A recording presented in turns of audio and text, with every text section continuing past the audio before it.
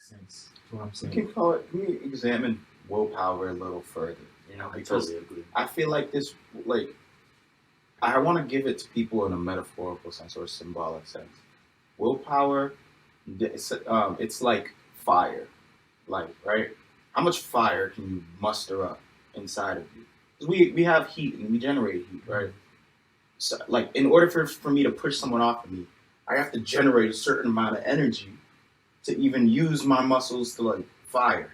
So like it's the same thing with any decision you make when you're going against an opposing force. You need to generate enough energy or heat in order to either um, match that force or overtake that force. And that's why when I was talking about push-ups with you earlier, it's like push-ups are powerful because it literally gives you a physical representation of what your willpower is supposed to do. You feel an opposing force, you push against it, and then you overcome that force. That is, if you keep doing that in this physical world, it trains how your body and your mind to overcome a lot of obstacles. That's why I think push-ups are very powerful. But that's what I'm saying. Willpower, it has to be cultivated as well. You don't start off with that willpower. You grow it over time by constantly going through that process of coming up against a force, an obstacle, and then overcoming it. Coming up against the force, overcoming it. You keep doing that enough, you have a stockpile of willpower. Most people, once they come up against the force, they're used to, like you said, just succumbing to it, just letting it take over them, because they're like either, and it's not, and that's the person's choice too, like you said, because you didn't have to do that. You could have stayed, but some people, that's their choice, and I'm not going to tell them that's the wrong choice. In that moment, that was the choice for them, and that's what they needed to do, or whatever they felt like they needed to do. But there's a distinct characteristic of the people who constantly meet obstacles in their lives and overcome them. Right. And that's when grace comes in, because you can never tell people how to live your life, right? Like I could see a poor man asking for money. I'm like, dude, get a job. Like you in America, you live you live in Boston. You're not gonna tell a man that, obviously, right? If you're in the right mindset, obviously, you're not gonna tell him a poor man asking for change, a quarter. You're gonna tell him that get a job, he's driving a BMW. You know what I'm saying? You're not gonna tell a poor man that. You know how low can you be? How low can you be as a human being? Telling me was asking for, because you don't know what he went through, how he even got there. You don't know his story, his backstory, how he even got to. Maybe because the way he looks, then you're not gonna give him a job, right? No matter how hard he tried to go in there, to go to a store or any store, asking for a job, you're not gonna give it to him because the way he presented himself. But was he forced? No. Sometimes you really have to give people a chance, you know. But at the same time, we're not gonna judge somebody because how they choose to live their life. We're gonna uplift them in a way that's positive, that's great. We love grace, love, right? Because plays everything. Without love, bro, I'm telling you, without the love, because love comes with respect, it comes with kindness, it comes with how you approach somebody, what you say to them, how you say it. So I'm not gonna be able to judge a man because he's asking me for $1 in the street. I'm not gonna tell him, hey, go get a job, dude. Right? I'm seeing you every single day. I'm driving to work, in the same block, asking everybody for $1. What are you doing? I'm not gonna say that. Yeah, people are like that gonna do that. Oh, yeah, you know him. They're like, yo, you need to get a job, dude. You know, it's in the mindset. Yeah, sometimes I think you said it. It's sometimes you have to allow something to. You have to build up the will. It's not something that it's not. It's easier said than done, but it is like a work in progress, right? It's something that you really have to work on mentally, physically, and spiritually, because without having, also you need somebody to be able to speak life into you. You just want to push you, to motivate you. I've been lucky. I've had so many coaches. Like I've had people who were like Olympians and things coach me. You know, like I have people who are very successful coach me and mentor me, and they've been pushed to a crazy degree. You know, so they can like they can take you there. Because you have to be willing to go there. Like they're not gonna have any remorse for you on that journey because they went through all that pain. So like the hellish work, just in a physical sense, the workouts that I used to go through, I had asthma. I felt like I was dying, bro. Literally, and then these people were like, "You got more. You got another couple reps in you. You got more." And I'm like, "What, nigga? I can't breathe. Nigga. Like, what are you talking about?" And you just keep going, bro. And that's why that's why after college and after track, when I finished, like I was like, man, when I got back into civilization again, back into the world, I was like, yo, this is like a playground to me. There's no situation that is as intense as what I went through when I was in these highly competitive, highly like physically rigorous environments. Mm-hmm. So I was like, you know what, fuck this. I'm gonna be. I kept my energy low. That's why I have that warrior in me. If I needed to go run right, I was trained to run on command like a dog, bro. Like straight up. Literally, I was trained to hear that whistle and go. That makes sense actually. Though, you know what I'm saying? My little brother does track, and I can definitely see that. Like the shit that he does, like I'm like, damn, bro, I don't know if I could. I was like, bro, I'm like pretty fast when it comes to running. I think just like cause genetically, family always plays soccer, but like I never did recreational sports.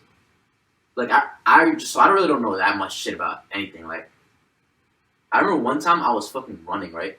I was going for a run, and I literally was like, when I run, like I really run fast. Like I like to do sprints or like light jogs or whatever. I don't really like to go like halfway, you know. I mean, I like to sprint or walk, you know, like not really jog. And I was running mad fast down the street, and then I would run down the street, and I came back, and this cop was like, he was like, bro, he's like, I saw you just take off, bro. He's like, you just jetted. He was like, what's your 40? And I didn't play any recreational sports, so like I never really had a 40. So I just didn't care enough to tell him like all this story I'm telling you guys. So I was just like, I think it was like 15 seconds or something, like 14 something. And little did I know, like the average 40 is like 4 or 5 seconds. Mm-hmm. You know what I'm saying? This nigga probably thought I was retarded, bro. I was like, yeah, it's like 15 seconds. And so like nigga, you walking the 40? Yeah, he was like, what, bro? Like you're just zooming, bro. Cause like I don't know, but like I definitely do understand, and I definitely agree with what you said about, cause the physical translates over to mental in a lot of ways. You know what I'm saying? Yeah. Like think about someone who has never done a push-up. Bro, you will not get through the day. Nah. Yeah. You will not get through my day. Just living is like harder than that for me. You know, like think about there's a lot of people who can't do a pull-up. I'm like, think about how mentally like liberating it'll be if you know you can move your body in so many different ways. If you know if you're hanging off a cliff, you'll survive. You can get on. You know what I'm saying? Get up. That's a tough one, dude. When I climb trees, for the fact that it gives me a physical representation of how free I am in my mind.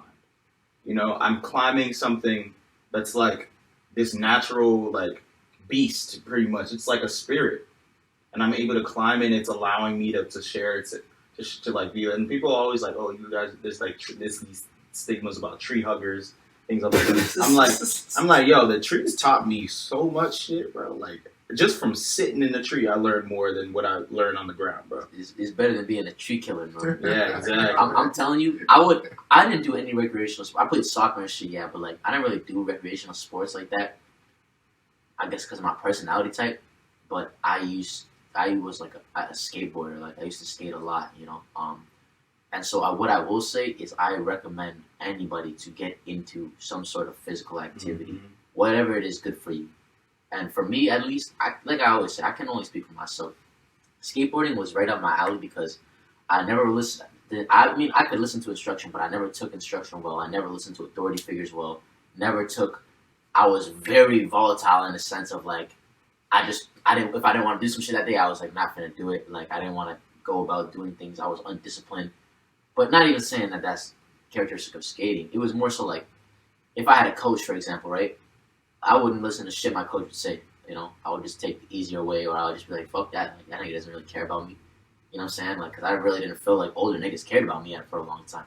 So like, skating for me it would help me a lot. It not only helped me stay in shape for mad long, but it helped me with my mental game. Like, this is why I implore physical activity or sports in general for everybody, because when I would skateboard, every time I would go to the skate park or I'll hit a street spot or whatever it is, you know what I'm saying, like staircase, I would literally be like, and I wouldn't think consciously, but in the back of my mind, no one had to tell me, yo, run up those stairs and jump down it.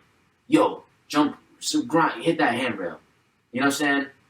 Like, no one would have to tell me to go out and go to the skate park and start skating, you know? Mm-hmm. It was just me. And I liked skating a lot because, I mean, yeah, I guess in some ways you could say I'm competitive, but, like, I never really was, like, that competitive of a dude. Like, I never was, like, when I was with my homies, I was never like, oh, like, I'm going to see if I can do this better than you.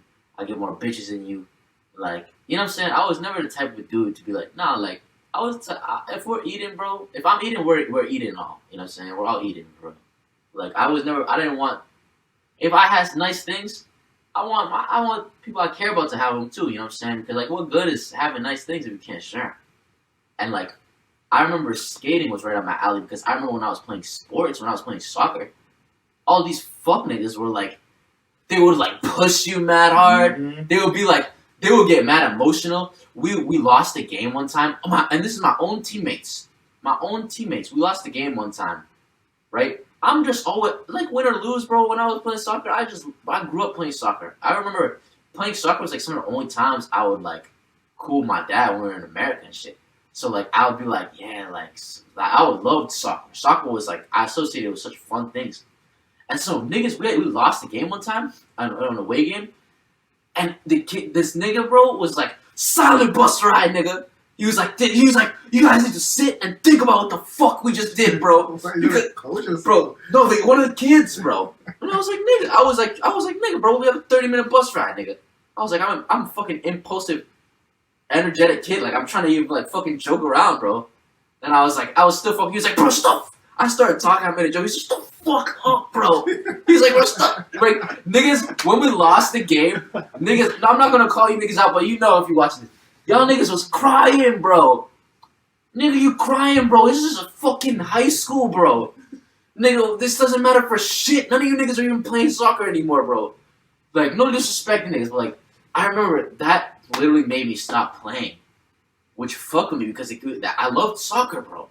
But now I'm starting to associate it with, damn, bro, this is no fun no more. You know? Yeah. Like, and this is why I say, I implore anyone to stay active in whatever way is fun for you. If playing basketball all day, like, I like that story a lot, bro. You know what I'm saying? It's like one thing can be two different catalysts for two different people. Dude. If playing basketball for you means like, oh, like every day I have to run drills, I have to run suicides, I have to go practice my jump shot. You know what I'm saying? I have to practice my layup 100 times every single day, and it becomes a task, like something tedious, something, you know what I'm saying, like a burden for you. Then you're gonna be like, oh man, I gotta go play basketball.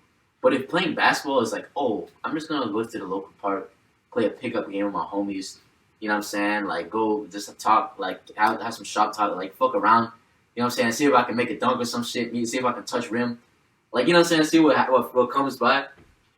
Then basketball is gonna be like, damn, I gotta go play ball. You know what I'm saying? I'm trying to go play ball, like, and just for real, it's. Like, physical activity, at least for me, going back to it, like, skateboarding really helped me with that because I didn't like the competitive factor at all. I didn't like, oh, I have to run faster than this nigga. Oh, I have to have better handles than this nigga. Oh, I have to break this nigga's ankle. Now, like, I really like skateboarding because always it was like, okay, I need to get my trick a little better, you know? Oh, I could have done that better. It was always me versus me. It was like, damn. If I get this trick and I do this in succession with this trick, it's going to look mad nice. You know what I'm saying? It's going to look mad. It was never like, I'm going to do this better than this nigga. It was, if anything, it was like building off each other because it was like, damn, I like how that nigga did that. You know what I'm saying? I was like, I could do that in my style, and I think that I could do that for me. You know what I'm saying? It was, and me versus me, the reason why I implore physical activity is because, like Warren said, knowing that you can physically do something is like very liberating. I always say this shit, like when we did that building muscle one, I said the same shit. And it's gonna sound fucking arrogant as shit, but like, when you're in shape, bro, and you're mad, when you feeling strong, like the other day I was like stirring this shit I was making, and I fucking like broke this wooden spoon, and I was like, ooh, because I just be lifting shit up at this farm, and I'm just like, I'm strong shit now. Like I'm stronger probably than I've ever been physically, like just physically standpoint. When I take the fucking train to work some days, when like I have to go into Boston, I'm like, this is gonna sound mad scary for all the niggas who see me on a train if you see me. But like, I literally look up and down the car, and I'm like, I could fuck that nigga up. I could fuck that nigga up. I look and size everybody up because like around me, even when I'm walking down the street, because I'm like, damn, bro. Like when you walk around, I said it before, but when you walk around, you feel like a threat. It really frees up your head a lot. You know what I'm saying? Because you're like, damn, I'm a fucking threat, bro. Like I can